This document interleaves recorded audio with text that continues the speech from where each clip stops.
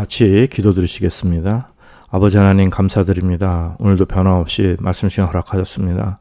저희들이 정말 온전한 구원의 확신을 갖고 하나님께서 날 사랑하시고 나와 함께 하시며 또 나와 동행하시고 힘주시는 좋으신 주님을 체험하는 성도들 되게 하여 주시옵소서. 그리하여 악한 자의 괴계를 물리치고 영의 싸움에 승리하여 하나님께 영광 돌리고 또 영생의 그 축복, 그 빛의 생명 가운데 주님 안에서 안식하는 영의 기쁨이 넘치는 하나님의 백성들 되게 하여 주시옵소서. 예수님의 이름으로 기도리옵나이다. 아멘. 지지난 시간에는요, 모든 영의 전쟁, 싸움의 본질은 하나님께 속한 것이 했습니다. 이 말씀은 원칙적으로 영의 전쟁은 저희들이 사단과 싸우는 것이 아니라 주님께서 싸워주시는 것입니다.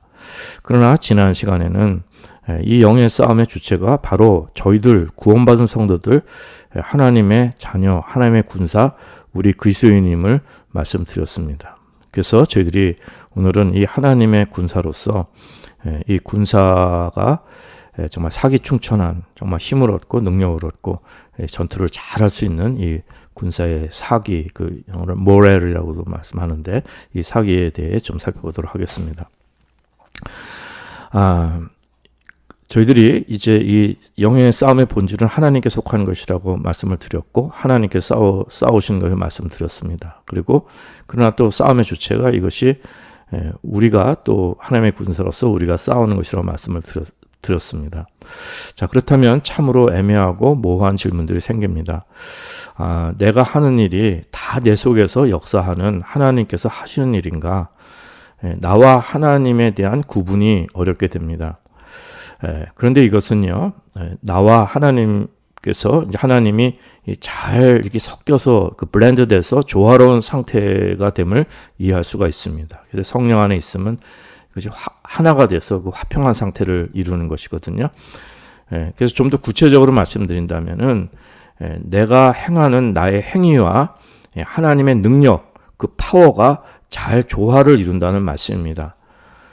더 간단하게 말씀드리면 나의 행위에 내가 행하는 일에 하나님의 능력이 임함을 말씀하는 것입니다. 그러기에 저희들이 주의할 그 바른 신앙이 아닌 그 양극단의 잘못된 그런 태도를 분별할 수 있습니다.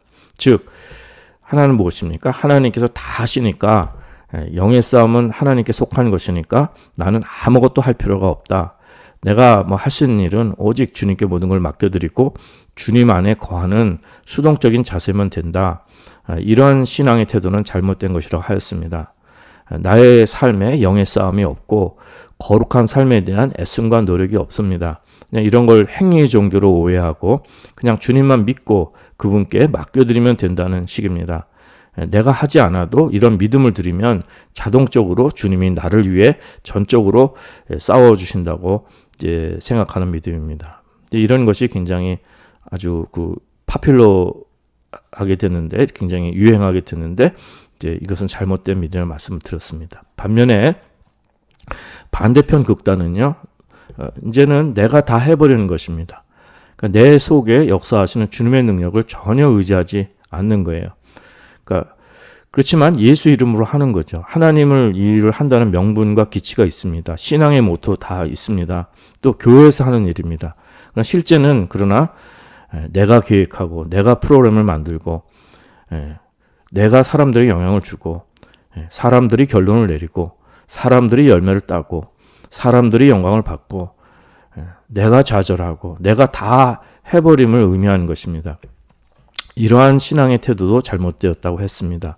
이는 소위 신복음주의 교회들이 지난 세기 후반부터 지금까지 그 예수 복음의 명분으로 예수 믿는다고 하고 성령 받았다고 하고 복음적이라고 하지만 결국은 모든 것이 세속화되어서 다 사람이 해버리는, 그러니까 세상의 풍조가 교회로 다 들어와 버려가지고 영적인 교회가 아니라 그냥 세상의 세속적인 교회가 된 것입니다. 그냥 복음적이라는 껍데기만 남은 거예요. 예수 이름도 껍데기만 남고, 그래서 정말 복음 생명이 아니라 복음주의가 되어서 사람의 그 종교로 전락한 그 교계가, 주류 교회가 이렇게 만연되게 그렇게 되어져 버린 현실의 그 모습을 저희들은 이제 이렇게 지켜보아 온 것입니다. 그렇다면 그 바른 믿음은 우리의 행위와 하나님의 능력이 이 조화를 이루는 일인데 이 일이 어떻게 어떤 식으로 역사합니까? 그러니까 우리의 행위와 우리 행함과 행하는 일들과 하나님의 파워, 능력이 이 조화를 이룬다 그랬어요. 거기 하나님의 능력이 역사하는 일인데 이 일이 어떻게 어떤 식으로 역사합니까? 그것을 우리가 아무렇게나 생각하는 것이 아니라 개인 경험으로 생각하는 것이 아니라 성경에서 그 근거들을 찾아보도록 하겠습니다. 먼저 히브리서 2장 17절 이하의 말씀입니다. 그러므로 저가 범사에 형제들과 같이 되심이 마땅하도다. 이는 하나님의 일에 자비하고 충성된 대장이 되어 백성의 죄를 구속하려 하심이라. 자기가 시험을 받아 고난을 당하셨은즉 시험 받는 자들을 능히 도우시니라. 예수님께서 우리 사람의 몸을 입으신 것은요, 저희들의 구원을 위하심인데 예수님께서 그 시험을 받아 고난을 당하신즉, 그러니까 사람처럼 이렇게 시험도 받으시고 고난을 당하신 것은요, 저희들을 구원하시기 위함인데 그렇게 시험과 고난을 당하셔서 이제는 우리가 가만히 있고 주님께서 우리를 위해 모든 것을 다 해주신다는 그 말씀이 아닌 거죠. 그 말씀이 아니라 시험받는 자들을 능히 도우시니라 이렇게 말씀을 주신 것입니다. 즉 우리는 가만히 있고 우리를 위해 모든 것을 해주신다는 말씀이 아니라 우리가 하는 것을 도우신다는 말씀입니다. 다 해주신다는 말씀이 아니라 우리가 하는 것을 도와주신다는 것입니다. 여기서 도와주신다는 말씀은요, 킹제임스역에는 그 수코라는 단어가 쓰였는데 요즘 잘 안 쓰는 생소한 단어일 수가 있습니다. 그러나 help라든지 aid라는 뜻은 잘 아십니다. 그러니까 말 그대로 도와준다는 것입니다. 헬퍼가 되어준다는 말씀입니다. 그러므로 여기서 말씀하는 것은 저희들이 하는 것과 주님이 하시는 것이 함께 가죠. 함께 가는데 저희들이 이 마귀와 그 영의 싸움, 이 마귀를 대적하면서 이 영의 싸움에 참여하면은요, 이 영의 싸움을 하면 주님께서 오셔서 도움을 주신다는 말씀입니다. 어떻게 도움을 주시느냐? 예수님은 이미 모든 것을 다 경험하시고 승리하셨기 때문에 고난도 다 받으시고 경험하시고 승리하셨기 때문에 온전한 도움을 줄 수 있다는 말씀입니다. 그리고 이번에는요, 로마서 8장 26절 이하의 말씀입니다. 이와 같이 성령도 우리의 연약함을 도우시나니 우리가 마땅히 빌 바를 알지 못하나 오직 성령이 말할 수 없는 탄식으로 우리를 위하여 친히 간구하시니라. 마음을 감찰하신 이가 성령의 생각을 아시나니 이는 성령이 하나님 뜻대로 성도를 위하여 간구하십니다. 성령께서 우리 연약함을 도우신다고 했습니다. 그러니까 우리가 연약하기 때문에 성령께서 모든 것을 대신해 준다는 말씀이 아니라 저희 연약함이 있지만 그 연약함을 도우신다는 것입니다. 성령도 우리 연약함을 도우시나니 이렇게 말씀합니다.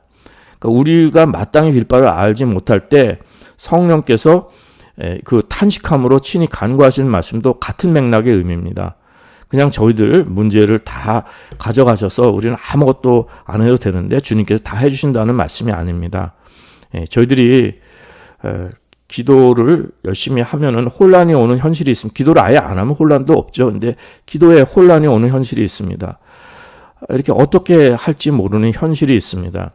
그때 성령께서 우리를 위해 탄식함으로 친히 간구하신다는 말씀입니다. 그러니까 시험 문제를 대신 다 풀어주신다는 것이 아니라 저희들이 답을 알지 못할 때 어떻게 해야 될지 모를 때 그때 성령께서 정말 안타까우셔서 탄식함으로 친히 간구하시며 도와주신다는 말씀입니다. 이건 꼭 이 말씀은 어떤 뜻이 되냐면은 우리 인생의 무거운 짐을 지고요. 그 짐에 눌려 헤맬 때 큰 통나무를 우리가 지고 간다고 생각합시다. 그 밑에 거의 깔려서 어찌할 뼈를 모를 때 이제 한쪽 끝을 잡아주시고 같이 들어주셔서 그 짐을 같이 지고 가신다는 말씀입니다. 헬퍼로 도와주신다는 말씀입니다.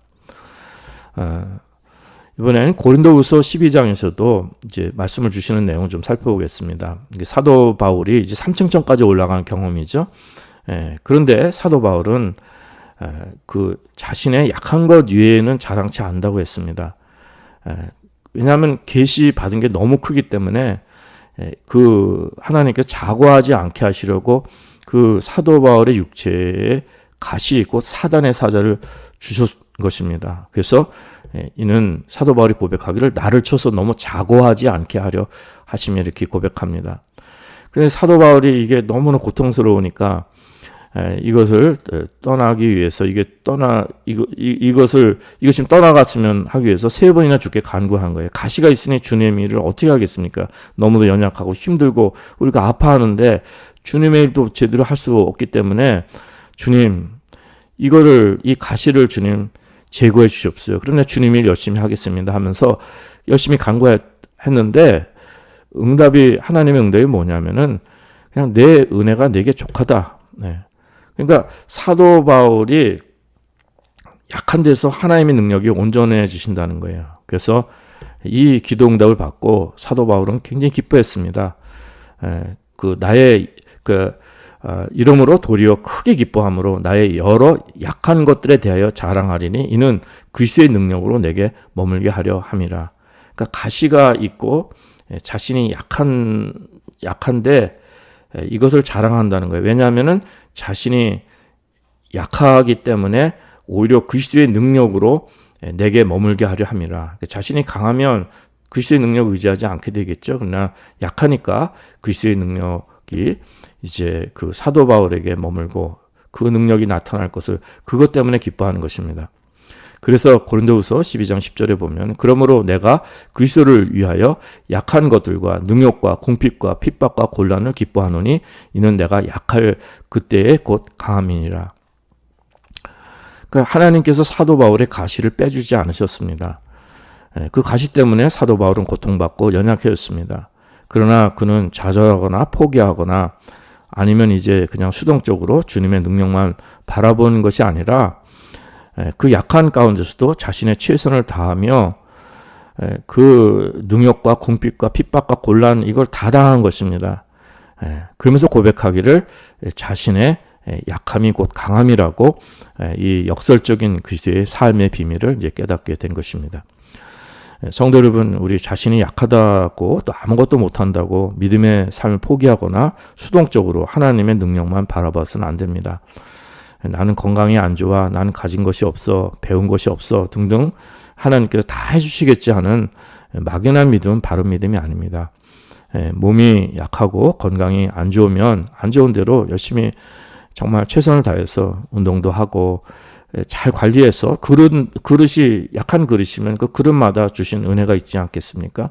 그래서 분수를 넘지 않고 약하면 약한 대로 최선을 다해 주님을 섬겨야 합니다. 즉 내 안에 계신 그리스도를 더욱 의지하는 믿음의 삶을 드리는 것입니다. 그러니 건강한 사람보다 주님을 더욱 의지하고 이렇게 오늘 본 말씀 에베소 6장 10절 말씀처럼 정말로 너희가 주 안에서와 그의 힘의 능력으로 강건해진다고 했는데 정말 이 말씀을 더욱 체험하고 실천할 수 있는 복이 있는 것입니다. 내가 배운 것이 많지 않으면 예수 그리스도의 지혜를 더욱 의지합니다. 겸손한 마음으로 말씀에 청종할 수 있는 은혜가 있습니다. 그러나 세상 지식이 좀 있다는 사람들은 교만하기가 쉬워서 주님의 지혜보다는 자신의 지식과 지혜를 의지하는 어리석음을 범할 수가 있습니다. 성경 믿기가 힘든 거죠. 나는 똑똑하다고 하지만 역설적인 어리석은 결과를 맺습니다. 내가 가진 것이 없으면 가난이라도 이제 직면하여서 헤쳐나가면서 더욱 주님만을 의지하는 믿음을 드릴 수가 있습니다. 그런데 뭐 복권이 맞으면 무슨 계를 타면 무슨 사업이 잘 되면 무언가 능력이 되면 이번 일만 잘 되면 그 주님의 일을 하고 믿음의 삶을 드리겠다는 것은 잘못된 신앙의 태도입니다. 그리고 그런 걸 위해서 기도하는 것은 잘못된 것입니다. 우리가 바른 크리스천이라면 복권 맞게 해달라고 기도하는 성도는 안 계실 줄 믿습니다. 자동차에요. 에어컨이 없으면 없는 대로 땀을 흘리더라도 얼마든지 주님의 능력을 힘입을 수 있습니다. 에어컨이 빵빵해서 시원해져야만 주님의 능력을 힘입을 수 있다고 생각하는 것은 그건 사람의 생각이고요. 그건 유치한 생각이죠. 세상의 육적인 아주 세속적인 이러한 그 가치관일 뿐인 것입니다. 몸이 약하면 가진 게 없으면 이 세상에 영광 받을 것이 없다면 주님께 더욱 감사하고 믿음을 드려서 주님을 더 의지할 수밖에 없잖아요. 그래서 주님의 능력으로 현실을 헤쳐나가고 극복하시는 은혜가 계실 줄 믿습니다. 저는 그 성도님들도 본인이 연약한 걸 알기 때문에 주님을 의지할 수밖에 없다고 고백하시는 성도님께 참 은혜를 많이 받습니다. 연약한 사람이라도 그러기 때문에 주님만을 더욱 의지하는 것이 필요한 것입니다. 자주 인용드리지만 정말 중요한 대표적인 말씀입니다. 이 말씀이 우리 그 행동과 주님의 능력이 잘 어우러져 조화를 이루는 귀한 진리의 말씀의 아주 표본입니다. 그 빌립보서 2장 12절 이하 말씀 다시금 인용합니다. 그러므로 나의 사랑하는 자들아 너희가 나 있을 때뿐 아니라 더욱 지금 나 없을 때에도 항상 복종하여 두렵고 떨림으로 너희 구원을 이루라. 너희 안에서 행하시는 하나님이시니 자기의 기쁘신 뜻을 위하여 너희로 소원을 두고 행하게 하시나니 이렇게 말씀합니다. 그러니까 항상 복종하여 두렵고 떨림으로 저희들의 구원을 이루는 삶은 극히 힘들고 어려운 일입니다. 어려운 삶입니다. 쉽지 않습니다. 참으로 어렵습니다. 두려워할 것도 없고 떨릴 것도 없고 그냥 주님께 다 맡겨드리면 된다. 그거 아닙니다. 어려운 현실이 있습니다. 그런데 이 어려운 일이 어떻게 가능합니까? 이 어려운 일을 감당케 하시는 능력은 바로 어떤 것입니까? 바로 13절입니다. 너희 안에서 행하시는 하나님이시니 자기의 기쁘신 뜻을 위하여 너희를 소원을 두고 행하게 하신다고 했습니다. 그러니까 하나님께서 실제로 일하시기에 결국 항상 복종하여 두렵고 떨림으로 저희 구원을 이룰 수 있게 되는 것입니다. 갈라디아서 2장 20절 말씀도 잘 이해하시라 믿습니다. 내가 그리스도와 함께 십자가에 못 박혔나니 그런즉 이제는 내가 산 것이 아니요 오직 내 안에 그리스도께서 사신 것이라. 이제 내가 육체 가운데 사는 것은 나를 사랑하사 나를 위하여 자기 몸을 버리신 하나님의 아들을 믿는 믿음 안에서 사는 것이라. 이 말씀도요 오해하기 쉽고 또 잘못 가르치기도 쉽습니다. 먼저 내가 그리스도와 함께 십자가에 못 박혔다고 했습니다. 그렇다면 난 죽은 것입니다. 그러니까 이제는 주님께 모든 것을 다 맡겨드리고 그분 안에 거하면 된다고만 생각하기 쉽습니다. 그런 가르침들이 참 많았습니다. 계속 말씀드리지만 그러한 그 잘못된 믿음이 만연하였다고 했습니다. 그러나 내가 그리스도와 함께 십자가에 못 박혔나니 이렇게 말씀한 후에는요, 영어 킹제임스역을 따른다면 그 다음엔 nevertheless가 나옵니다. nevertheless I live. 그럼에도 불구하고 나는 산다 이것입니다. 십자가 못 박혀 죽었지만 그럼에도 불구하고 나는 산다 이 뜻입니다. 즉 내가 그리스도와 함께 십자가에 못 박혀 죽었지만 그럼에도 불구하고 나는 산다는 것입니다. 그런데 이 산다는 것이 내 의로 내 마음대로 내 육적인 자아로 내 인생으로 그냥 산다는 뜻이 아니고 살기는 사는데 주체적으로 적극적으로 내가 사는데 이제는 내가 사는 것이 아니라 내 속에 그리스도께서 사시는 것이라고 말씀하는 것입니다. 그래서 오늘 본문에 그 그리스도의 능력을 힘입는 삶을 말씀하는 것입니다. 그러므로 사도 바울은 계속 고백합니다.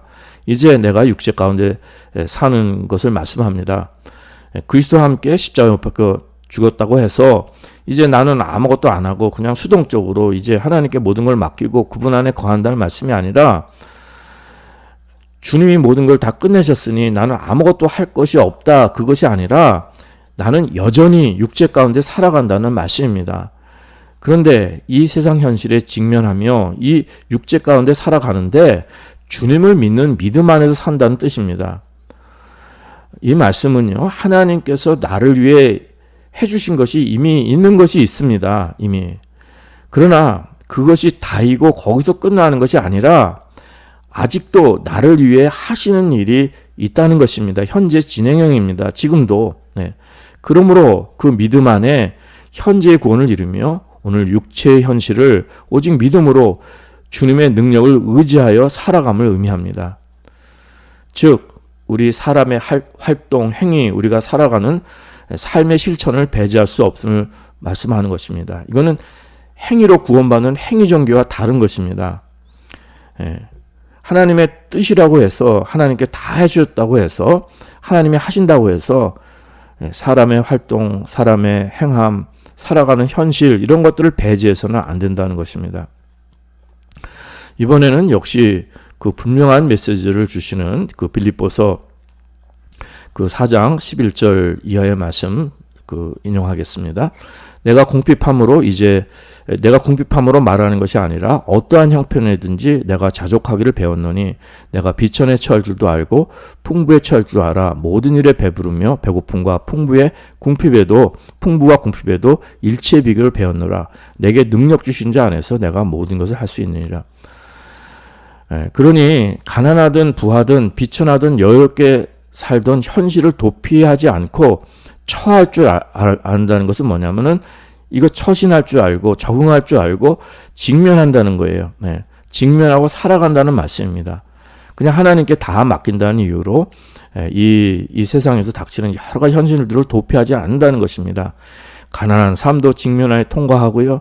또한 부한 삶도 직면하여 통과하고 이 현실을 이기는 일체의 비결을 배웠는데 내가 이렇게 현실을 직면하며 믿음의 살아가는 삶에 능력을 주시니가 주님이시라는 것입니다. 그러므로 13절 말씀을 주시는 것입니다. 내게 능력 주신 자 안에서 내가 모든 것을 할 수 있느니라. 그러므로 이 말씀을 잘못 오해하고 오용해서는 안 됩니다. 내가 예수 믿으니, 내가 하나님을 믿으니, 내가 주님 의지하고 주님께 모든 것을 맡겨드리니까 이제 나는 하나님처럼 전지전능한 존재가 되어서 모든 것을 할 수 있다고 여기는 것입니다. 믿음이 있으면 모든 걸 할 수, 산도 옮기고 모든 걸 할 수 있으니까 큰 믿음 가지면 모든 걸 할 수 있다고 여기는 것입니다. 과거 잘못된 부흥사들이나 특히 이제 이단이나 사이비 이런 데서는 이렇게 믿음을 호도하였습니다. 그러나 이 말씀을 제대로 이해하려면요, 이 같은 뜻을 한번 깊이 생각해서 해석을 이렇게 다시 한번 생각을 해봐야 됩니다. 그러니까 즉 주님께서 내게 능력을 주시지 않는다면 나는 아무것도 할 수 없다는 것입니다. 그러니까 내게 능력 주신 자 안에서 내가 모든 걸 할 수 있다는 말씀은 곧 어떤 말씀이냐면 주님께서 내게 능력을 주시지 않는다면 난 아무것도 할 수 없다는 그 말씀이죠. 그런데 사도 바울은 어떤 형편이든 자족하며 처할 줄을 알았습니다. 이 말씀은 어떤 형편이든 사는 법을 알고 적응할 줄 알고 현실을 직면할 줄 알았다는 것입니다. 그런데 자신이 이렇게 능동적으로 적극적으로 행동으로 현실을 직면했는데 주님께서 내게 능력을 주시지 않았다면 자신은 아무것도 할 수 없었다.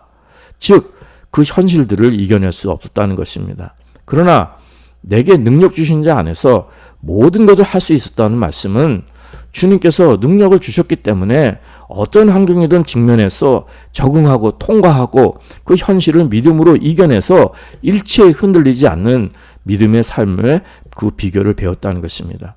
즉 내가 최선으로 직면하는 현실에 주님께서 능력을 주신다는 것입니다. 주님께서 능력 주시지 않으면 저희들이 무엇을 할 수 있습니까? 오늘 저도 이렇게 말씀을 전하는 것도 주님께서 은혜와 능력을 주셨게 하는 거지 주님이 아니시라면 아무것도 할 수 없는 저희 연약하고 아주 무익한 인생입니다.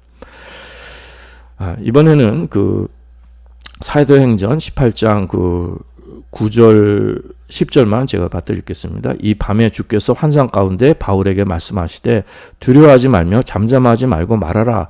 내가 너와 함께 있음에 아무 사람도 너를 대적하여 해롭게 할 자가 없을 것이니 이는 이 성중에 내 백성이 많음이라 하시더라. 그러니까 예루살렘 성에 이제 복음 전하고 할 때 너무도 힘이 들고 어려운 가운데 있는데 하나님께서 해주신다고 해서 주님께 다 맡긴다고 해서 나는 그냥 잠잠히 있으면 된다가 아닙니다. 방해가 많으니까 이게 어려움이 많으니까 이제 하나님의 때가 아니다. 선지서를 통해서도 말씀 전했지만은 에스라 느헤미야 특별히 말씀 전했는데 그냥 하나님 때가 아니다. 아무것도 하지 않고 하나님 기회 주시면 한다 이게 아니에요. 두려워하지 말며 잠잠하지 말고 말하라. 잠잠이 있으면 된다가 아니라 잠잠하지 말고 말하라 이것입니다. 그런데 거기서 끝나는 것이 아니라 10절이 중요하죠. 그 다음 절 사도행전 18장 10절입니다.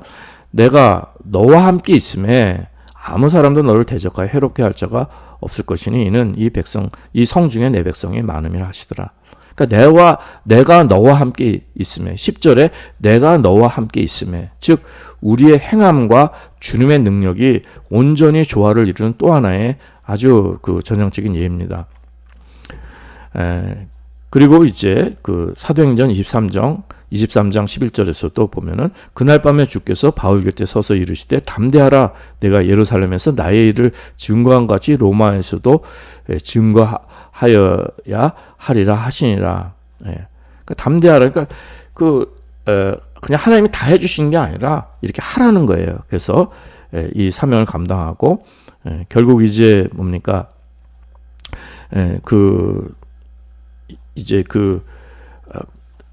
사도행전 27장에 보면은 그 바울이 로마로 호송되는 그 과정 속에 배가 파손됐을 때 일어난 일이 이제 사도행전 27장에 나옵니다.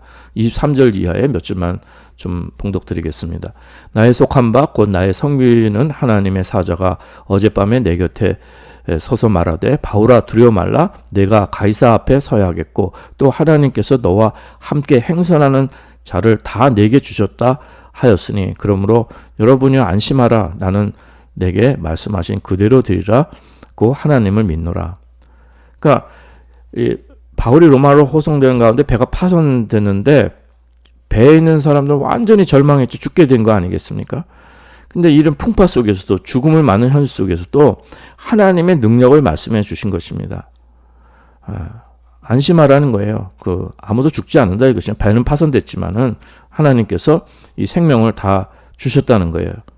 그 하나님의 목적을 위해서 하나님께서 이렇게 바울에게 이렇게 능력을 베푸신 것입니다. 그러니까 우리가 정말 인생 풍파 속에서도 죽음을 맞는 파손한 현실 속에서도 하나님의 능력을 말씀해 주시는 것입니다. 인생의 파손에서도 좌절과 절망과 공포와 불안 이거 하나님의 음성을 듣지 못하고 하나님의 능력을 체험하지 못하면 이거 완전히 떠밀려 가는 거죠. 죽음의 현실 속에서 무슨 소망이 있겠습니까? 근데 하나님께서 힘 주시면 현실을 직면해서 이겨낼 수 있는 힘이 있다는 것입니다. 그렇기 때문에 이 믿음의 확신, 구원의 확신, 하나님께서 함께 하심의 이 확신이 무엇보다 중요합니다. 디모데후서 4장 16절 이하에 보면 이런 말씀 나옵니다. 내가 처음 변명할 때 나와 함께 한 자가 하나도 없고 다 나를 버렸으나 저희에게 허물을 돌리지 않기를 원하라. 주께서 내 곁에 서서 나를 강건케 하심은 나로 말미암아 전도의 말씀이 온전히 전파되어 이방인으로 듣게 하려 하심이니 내가 사자의 입에서 건지웠느니라. 내가 처음 변명할 때 이건 뭐냐면 처음 변명이라는 것은 그 재판정 법정에 서게 된 것이거든요. 이 재판정에 사도 바울이 쓰니까 다들 도망가고 버린 거예요. 얼마나 외로웠겠어요. 좀 와서 증언도 해주고 뭔가 도움 줄 사람이 변호해 줄 사람도 아무도 없고 자신을 변호해 줄 사람이 하나도 없는 거예요. 법정에 섰는데 그 전까지는 다 따르고 다 같이 일한다는 사람들이 사도 바울이 막상 그 재판정에 쓰고 이렇게 잡혀가니까 다 버린 거예요. 그런데 17절입니다. 주께서 내 곁에 서서 나를 강건케 하심은 그 strengthened me 나에게 힘을 주시고 나를 강건케 하신 것을 말씀하는 것입니다. 이게 주님의 능력으로 강건해지시는 원리를 말씀하는 거죠. 그러니까 사람들은 다 버렸어도 그 재판정에서 얼마나 외로웠겠어요. 그러나 주께서 내 곁에서 나를 강건케 하시면 주님이 힘을 주셨다는 말씀입니다. 사도 바울뿐 아니라 모든 성도들이 다 이런 영의 싸움을 하는 사람들입니다. 특별히 계시록 12장에는 이 내용들이 잘 나옵니다. 그 계시록 12장 11절만 좀 보겠습니다. 또 여러 형제가 어린 양의 피와 자기의 증거하는 말을 인하여 저를 이기었으니 그들은 죽기까지 자기 생명을 아끼지 아니하였도다. 또 여러 형제가 어린 양의 피와 자기의 증거하는 말을 인하여 저를 이겼더니 저라는 건 뭐냐면 참수하는 자, 그 10절 그 앞절에 보면 참수하는 자 마귀를 지칭하는 거거든요. 저를 이겼으니 영어로는 오복함이에요. 극복하고 대적해서 이긴 거예요. 마귀를요. 그러니까 하나님께 다 하시겠지가 아닙니다. 하나님께 속한 전쟁이니까 나는 아무것도 하지 않아도 된다. 나는 아무것도 할 수 없다가 아니라 성도들이 마귀를 이겼다는 것입니다. 그런데 이 최선을 다했다는 거예요. 그들은 죽기까지 자기 생명을 아끼지 아니했다는 거예요. 그러니까 우리가 연약해도 부족해도 건강, 지식, 물질 다 없어도 최선을 다하면, 또 과거에 많은 죄를 짓고 내가 정말 선한 사람이 아니고 여러 가지 부족한 사람이라도 이제부터 주님 그 안에서 주님의 능력 힘입는 이 최선을 다하면요, 이 주님의 능력이 역사해서 마귀가 물러가는 것입니다. 마귀를 우리는 내쫓아야 하는 것입니다. 우리가 말씀으로 마귀를 물리쳐야 되는 거예요. 우리 삶 속에서 이 계계를 깨닫고 하나님께서 해주시겠지 하는 대로 그냥 내버려 두면 안 됩니다. 그냥 주님께서 내가 오늘도 마귀의 그 공격을 우는 사자같이 달려드는 마귀의 공격을 물리치고 하나님의 생명으로 우리가 영으로 성령님의 역사를 순종해서 강건한 삶을 살아감을 말씀하는 것입니다. 그냥 그 영어 표현을 그 let go and let go라고 하잖아요. 그냥 내버려 두는 거죠. let go and let God. 하나님이 하시게. 이런 게 아니라는 거예요. 우리가 싸워 이겨야 하는 거예요. 그 계시록 12장 말씀처럼 성도들이 마귀를 이긴 것입니다. 그래서 이것이 우리가 말씀으로 물리치고 우리가 싸워서 이기는 건데, 우리 힘으로 싸우는 게 아니라 힘 주시는 이 능력으로, 그러니까 이 영의 싸움은 하나님께 속한 것이고 영의 전쟁을 주님께서 그 하시는 것이기 때문에 그 힘 주시는 능력대로 승리할 수 있다는 거예요. 그것은 나의 행함과 주님의 능력이 온전히 조화를 이루는 상태를 말씀하는 것입니다. 그래서 저희들의 믿음이 점점 자라나가고 더욱 강건해지는 대로 나아가는 것이 이 땅의 사명이고요. 그래서 우리의 정말 주님께 순종하며 예수의 복음을 전할 수 있는 저희들 증거 입은 성도들이 되는 것입니다. 자, 그러면요, 이제 이러한 믿음의 실천이요, 현실에서 보다 구체적으로 어떻게 가능한가, 그것을 보면은 무엇보다도 필요한 건 뭐냐면 구원의 확신입니다. 말씀의 확신입니다. 하나님 능력에 대한 확신입니다. 하나님의 전능하신 능력에 대한 확신을 말씀하는 거예요. 그 배가 파손당했을 때 하나님이 계신지 안 계신지, 주님이 도와주시는지 안 도와주시는지, 주님의 능력이 있는지 없는지 하면 다 휩쓸려 갖고 다 마음의 걱정, 불안, 근심으로 다 밀려가고요. 다 혼란하게 돼버리는 것입니다. 그냥 이리 쓸리고 그 저리 쏠리고 해갖고요. 그냥 세상이 쓸려가는 거예요. 그냥 바람에 나는 겨처럼 중심이 없는 거예요. 그래서 불안과 공포 속에서 죽어가는데, 우리는 그것이 아니라 반드시 이 확신이, 어슈어런스가 있어야 됩니다. 그러기 위해서는 말씀에 견고하게 서야 되고, 그리고 이제 저희들이 정말 이렇게 그 주님의 능력으로 행할 수 있는 그 은혜는 이 말씀의 확신 속에서, 구원의 확신 속에서, 느헤미야 8장 10절에 보면은 느헤미야가 또 이르기를 너희는 가서 살찐 것을 먹고 단 것을 마시되 예비치 못한 자에게는 너희가 나눠주라. 이날은 우리 주의 성일이니 근심하지 말라. 여호와를 기뻐하는 것이 너희 힘이라. 이렇게 말씀. 여호와를 기뻐하는 것이 너희 힘이라고 한 거예요. 그 기뻐하는 것이 힘입니다. the joy of the Lord is your strength. 그러니까 주님을 기뻐하는 것이 우리의 힘이라는 거예요. 여러분, 기쁨이 없고요, 기쁨이 없으면 불행하죠. 비참하고 문제 많으면 아침에 일어나면요, 일어나기도 싫은 거예요. 그래서 우울증 생기거나 막 이 삶에 이 의욕이 없는 사람들은 아침에 일어나는 것도 굉장히 힘듭니다. 한두 시간 그냥 육신이 그냥 힘들어서 일어나기도 힘들었고, 하루하루 직면하는 게 아무 기쁨이 없는 거예요. 불행하고 비참, 문제가 산적하게 많으니까 그냥 사는 것 자체가 싫은 거예요. 힘들고 어떻게 할지도 모르겠고.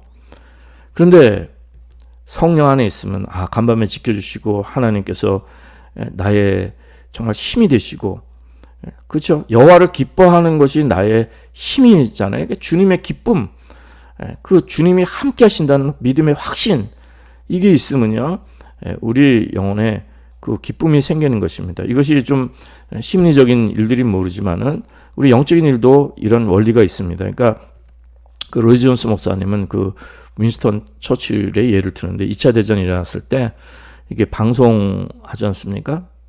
방송해가지고 국민들에게 아주 큰 용기와 그 확신을 주었다는 거예요. 그 처칠이 참 그렇게 한 모양입니다.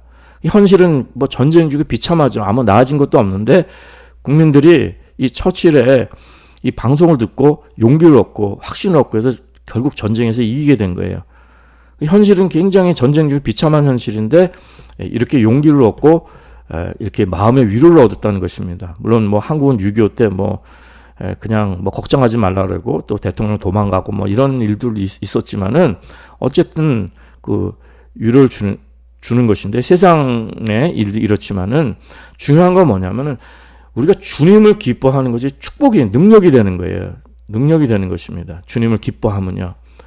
성령님의 그 조이, 기쁨에 이 영혼의 기쁨이 있으면요. 이게 힘이 되는 거예요. 능력이 되는 것입니다. 로디 존스 목사님은 사람은 이상한 그 아말감이라고 얘기합니다. 그 합금 있잖아요. 이빨 떼울 때.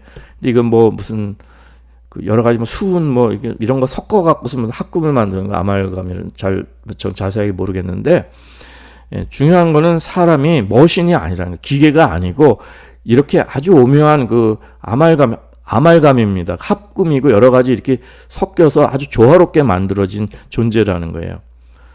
그래서 사람의 그 몸에도 뭐 신경도 있죠. 신경도 있고 근육도 있고 뭐 두뇌도 있고 뭐 이런 게 있지만은 거기에 보이지 않게 일종의 전기가 있다는 거예요. 그러니까 이게 이 전기적인 능력이요. 이게 충전이 되면은 뭐 강해지고 능력이 여러 배로 된다는 거예요. 신비한 거예요.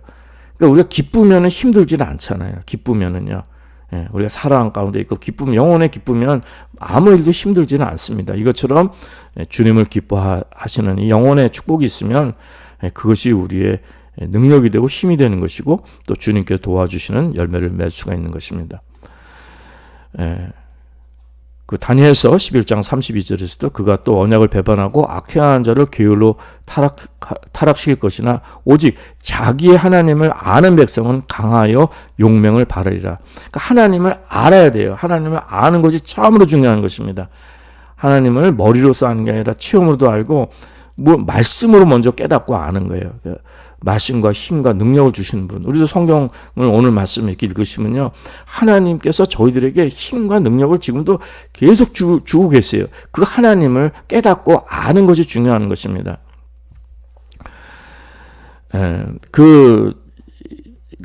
사도 바울은요. 예루살렘에 들어가면 여러 가지 고난과 환난과 죽음이 있을 것을 알았음에도 불구하고 그럼에도 불구하고 그냥 자기의 목숨 중요시 여기지 않고 그냥 거기에 담대하게 들어가는 것을 이제 말씀해 줍니다. 이건 무슨 말씀이냐면은 사도 바울이 정말 확신이 가득한 거예요. 그리고 자신이 정말 얼마나 주님을 박해하고 불경하고 악한 자로서 주님께 그렇게 정말 심판받아야 마땅하고 주님께 그렇게 악하게 행했는데 은혜를 받았잖아요. 그러니까 주님을 만났잖아요. 그러니까 이 목숨까지도 주님께 내어드리고 싶은 마음이 있는 것입니다. 사도행전 20장 22절 이하에 보면요. 보라 이제 나는 심령의 매임을 받아 예루살렘을 가는데 거기서 무슨 일을 만날지 알지 못하노라. 오직 성령이 각성해서 내게 증거하여 결박과 환난이 나를 기다린다고 하나 나의 달려갈 길과 주 예수께 받은 사명 곧 하나님의 은혜의 복음을 증거한 일을 마치려 하면은 나의 생명을 조금 더 귀한 것으로 여기지 아니하노라. 해서 그냥 환난 기다리니까 그냥 숨고 이러는 게 아니에요. 하나님 다 해주시겠다가 아니라 내가 그냥 목숨 그거 두려워하지 않고 달려갈 길을 달려간다는 걸 말씀해 주는 것입니다. 오히려 성도들이 막 슬퍼하면서 예루살렘에 들어가지 말라고 하고 막 이런 게 있는데 그것은 정말 하나님의 뜻이 아닌 거죠. 물론 인간적으로 이렇게 연민을 갖는 것은 중요하지만 정말 성령께서 행하신 일에 순종하며 따라가는 이러한 아주 믿음의 행함 거기에 이제 성령님이 역사하시는 이러한 좋은 예를 볼 수가 있습니다. 그런데 우리 마음에 의심이 있고 확신이 없으면 이건 완전히 마귀의 먹잇감이 됩니다. 반드시 패배하게 되는 거예요. 마음에 확신이 없으면 안 돼요. 말씀이 없으면요 의심이 들고 이렇게 하면은 그냥 마귀에게 완전히 져버리는 것입니다. 마음의 걱정, 근심, 흔들리는 대로 위로가 없잖아요. 이리저리 밀리고 아무도 이 세상에 위로가 없습니다. 하나님 말씀 바로 배워서 견고한 하나님 말씀에 서시는 우리 믿음이 필요합니다. 사람들 뭐 얘기 세상 돌아가는 거 거기에 마음 쓰셔서는 안 돼요. 먼저 하나님 말씀에 바로 쓰시고 그 하나님께서 나에게 힘 주시는 것, 말씀하시는 걸 듣고 우리가 중심을 바로 세워야 합니다. 그런데 문제는 뭐냐면 이 말씀을 바로 가르치질 않고 이상하게 잘못된 믿음 자꾸 가르치고 그냥 말씀에 설 수 없게 만들어 놓은 현실입니다. 얼마나 말씀이 혼탁해지고 왜곡됐는지 지금 교회가 거의 다 이게 어떻게 되는지 지금 알 수가 없어요. 그러나 이 세상 풍조가 갈려도 하나님 말씀에 바로 서시는 은혜가 있으시기 바랍니다. 이 말씀은 뭐냐면 사단은요, 이 주님의 능력이 우리는 원천인데 이걸 끊으려 하는 거예요. 하나님의 에너지, 파워, 공급, 생명 이거를 다 끊으려고 하는 거예요. 그래서 여기에 속으면은 사단에게 패배하면은 아주 비참한 상태가 되는 거예요. 불행한 상태가 되는 것입니다. 그런데 우리가 이렇게 패배하고 비참한 상태에 빠지고 때로 넘어지고 정말 우리가 불행한 상태에 있더라도 이걸 이길 수 있는 길이 있습니다. 극복하는 길이 있는 거예요. 오늘 그걸 말씀드린 거, 빠져나올 수 있는 길이 있는 거예요. 근데 그거는 계속 말씀드린 것처럼 그저 하나님께서 언젠가 해주시겠지 막연한 것이 아니라 내가 오늘 이 순간 일어나야 합니다. 믿음의 확신을 가져야 됩니다. 주님의 능력, 그 공급하시는 하나님의 사랑, 능력을 이 순간에 말씀으로 체험하실 수 있는 이런 은혜가 계셔야 됩니까? 은혜가 계셔야 됩니다.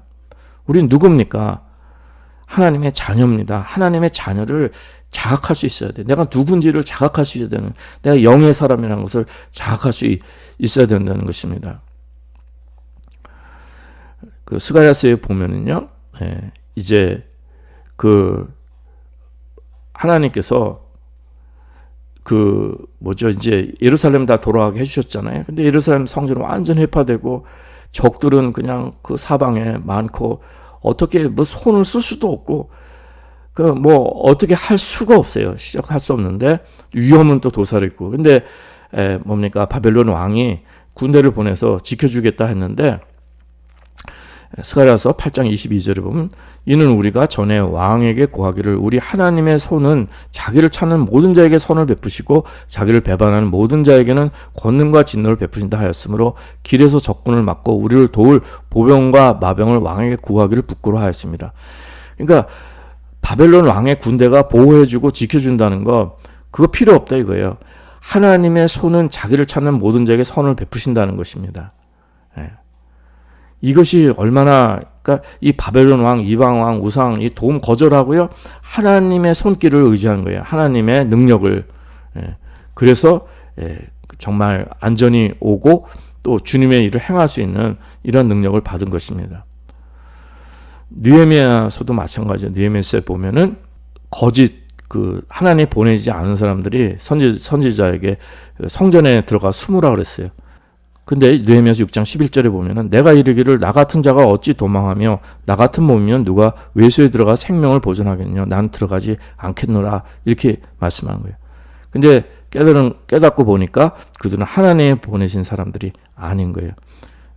도비아와 산발론이 뇌물을 받고 내게 이런 예언을 함이라. 그러니까 거짓 예언자들이 그 느헤미야한테 그 성전에 들어가 숨으라고 했는데 느헤미야는 하나님 앞에 내가 이르기를 나 같은 자가 어찌 도망하며 나 같은 몸이면 누가 외수에 들어가서 생명을 보존하겠느냐 난 들어가지 않겠노라.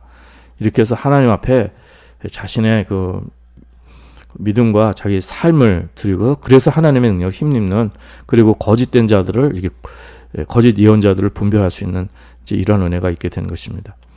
오직 하나님의 사람이기 때문에 이 모든 좌절된 현실, 위험한 현실을 다 극복해내고 하나님의 일을 감당할 수 있게 된 것입니다. 우리는 연약하나 주님은 강하십니다. 우리가 최선 다해서 주님의 능력으로 정말 에베소서 6장 10절 말씀 정말로 너희가 주 안에서와 그의 힘의 능력으로 강건하지 않은 말씀을 저희들이 정말 잘 받기 바랍니다. 우리 말씀의 확신을 가지고 하나님의 자녀 하나님의 사람으로서 모든 어려움 이겨내고 주님이 오늘도 또 저희와 함께 힘주시고 모든 생명을 공급하시는 그 주님을 모시고 그 영혼의 기쁨이 넘치는 이런 삶의 열매 속에서 하나님께 영광을 누리시는 복된 삶 되시기를 기도드립니다.